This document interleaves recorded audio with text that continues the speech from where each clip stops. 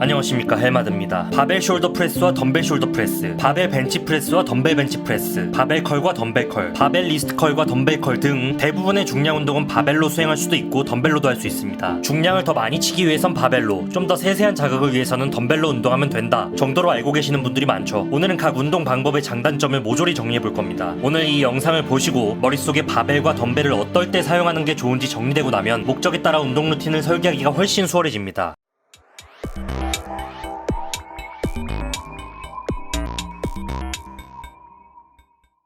근력운동의 종류에는 운동기구에 따라 체중을 이용한 운동, 머신 운동, 프리웨이트 운동 이렇게 세 가지로 분류됩니다. 처음 운동을 시작하는 경우에는 좀 더 쉽게 올바른 자세를 습득할 수 있도록 체중이나 머신을 이용한 운동부터 실시하는 것이 좋습니다. 그런 다음 외부의 독립적 중량인 바벨이나 덤벨을 사용하여 근력운동을 하면 운동하고자 하는 부위를 한층 효과적으로 발달시킬 수 있는데요. 헬스장에서 운동하는 사람을 살펴보면 어떤 종목은 바벨로만, 어떤 종목은 덤벨로만 수행하는 경우가 있고 혹자는 하루는 바벨, 또 하루는 덤벨로 실시하는 경우가 있는데 도대체 덤벨과 바벨, 운동 두 가지는 어떤 차이점이 있을까요? 먼저 바벨 운동부터 살펴보겠습니다. 바벨 운동은 우선 안정성이 뛰어납니다. 한 팔로 지지하는 것과 양팔로 지지하는 것의 안정성 차이는 헬린이라도 조금만 생각해보면 다 알 겁니다. 안정성이 높다는 것은 그만큼 더 큰 힘을 발휘할 수 있다는 것을 의미하는데요. 자동차로 예를 들면 덤벨 운동은 바퀴의 좌우를 연결해주는 축 없이 각 바퀴가 독립적으로 동력을 낸다고 생각하시면 됩니다. 노르웨이 오슬로 대학병원 연구팀이 실시한 덤벨 벤치 프레스와 바벨 벤치 프레스의 비교 연구에서 바벨 벤치 프레스가 덤벨 벤치 프레스보다 대략 17% 정도 더 높은 힘을 발휘하는 것으로 나타났습니다. 더 큰 장력을 발휘할 수 있다는 것은 시간 대비 더 많은 훈련 볼륨으로 훈련할 수 있다는 것으로 해석할 수 있는데요. 실제로